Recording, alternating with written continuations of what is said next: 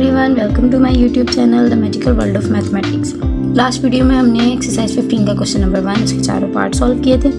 आज वीडियो में हम पहले क्वेश्चन नंबर 2 स्टार्ट करते हैं। क्वेश्चन नंबर 2 हमारे पास क्या है जी, verify that a square plus b square a square minus b square and 2ab are the measures of the sides of a right angle triangle where a and b are any two real numbers. और a पे condition क्या है, a और b पे, एक तो ये कि दोनों रियल नंबर है, दूसरी क्या है कि a जो है वो b से बड़ा है। ठीक है, प्रूफ हमने क्या करना है, सिंपल सी चीज़ है, उन्होंने हमें 3 साइड्स दे दी हैं, हमने यही चीज़ प्रूफ करनी है कि ये हमारे पास राइट एंगल की है। लेकिन नंबरिंग में जब हम होते हैं तो तब तो हम ये कह देते हैं कि जो सबसे बड़ा नंबर है उसको हम हाइपोटेन्यूस का नाम दे देंगे और बाकी जो दो नंबर बचते हैं, एक को बेस कह दो, एक को परपेंडिकुलर कह दो।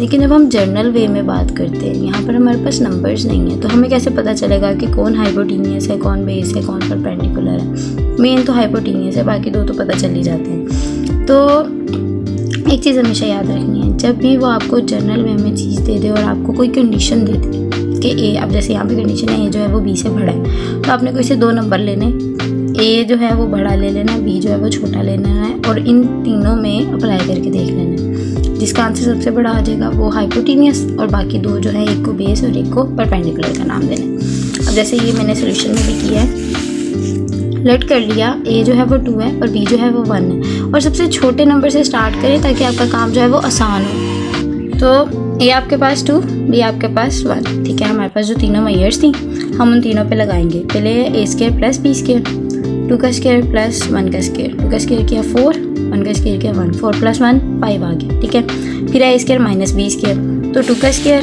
4 माइनस 1 का स्क्वायर 1, 4 माइनस 1 करेंगे 3 आ जाएगा। फिर है 2ab यानी कि 2 फिर मल्टीप्लाई बाय 2 मल्टीप्लाई बाय 1, तीनों को मल्टीप्लाई किया आंसर 4 आ गया। अब इन तीनों में बड़ी आंसर 5 आया, बड़ा आंसर, और वो किसका है, a square plus b square का। तो फिर हम कह देंगे a square plus b square is the largest side, so a square plus b square will be hypotenuse. ठीक है, तो जो बड़ी साइड हो जाती है उसको हम हाइपोटेन्यूस का नाम देते हैं। तो अब हम लोग अगर एक ट्राइंगल बनाएं ABC, a square plus b square हमारे पास हाइपोटेन्यूस हो गया। ठीक है, अब दोनों बाकी जो बची हैं, एक को बेस और एक को परपेंडिकुलर का नाम दे दिया। तो अब इस ट्राइंगल के ऊपर अगर हम वो लगाएं पाइथागोरस थ्योरम, तो हमारे पास क्या बनता है, ए बी का स्क्वायर यानी कि हाइपोटेन्यूस का square is equal to base का स्क्वायर यानी कि ए सी का स्क्वायर प्लस परपेंडिकुलर का स्क्वायर यानी कि बी सी का स्क्वायर। ठीक है, तो ए बी का होल स्क्वायर करेंगे तो A square plus B square का whole square is equal to A C का होल स्क्वायर करेंगे तो 2ab का whole square plus B C का होल स्क्वायर करेंगे तो A square minus B square का होल स्क्वायर।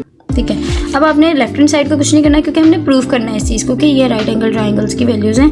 तो हम लेफ्ट हैंड साइड को ना भी कुछ करें तो हमारे पास तभी ये चीज़ प्रूफ हो जाएगी। आपने राइट हैंड साइड में क्योंकि एडिशन हो रही है तो इस चीज़ को हम लोगों ने, इस एडिशन को हमने ख़त्म करना है।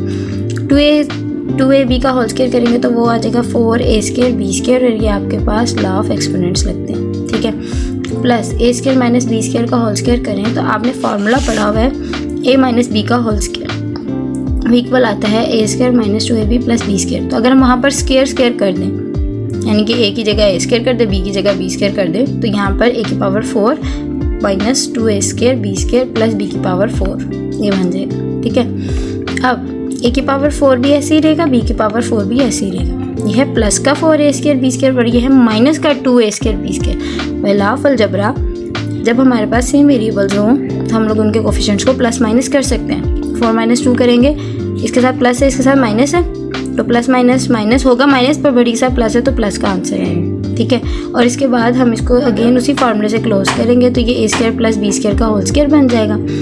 Left hand side right hand side के इक्वल आ गई तो हम कह देंगे it is prove that it is a right angle triangle. ठीक है, तो हमने बस इसमें यही चीज़ प्रूव करनी थी। अब जो क्वेश्चन नंबर 3 है, क्वेश्चन नंबर 3 में वो कह रहा है the 3 sides of a triangle of measures 8x and 17 respectively. उसने 3 साइड बता दी हैं, पहली 8 है, दूसरी x है और तीसरी 17 है। For what value of x will it become base of a triangle with right angle. अगर तो वो हमें x को बेस कंसीडर ना करवाता तो फिर हम लोग उसको परपेंडिकुलर या बेस किसी पे भी नाम दे सकते थे। ठीक है, लेकिन अब यहाँ पे उसने क्वेश्चन में खुद कह दिया है कि x आपके पास जो है वो बेस है। अब हमारे पास एक x तो बेस हो गया, पीछे बचा 8 और 17।